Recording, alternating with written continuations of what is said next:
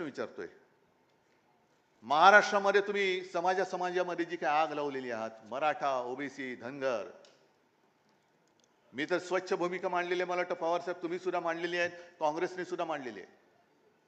मर्यादा वाढवण्याचा हक्क, अधिकार हा राज्य सरकारला नाही आहे. बिहारने वाढवलेली मर्यादा ही कोर्टाने उडवून लावली. हा अधिकार जो आहे तो फक्त आणि फक्त लोकसभेचा आहे. अन्यथा राष्ट्रपती हे करू शकतात. सर्वोच्च न्यायालयाचा अहवाल घेऊन, त्यांचा सल्ला घेऊन आरक्षणाची मर्यादा वाढवू शकतात. बरोबर ना पृथ्वीराजजी?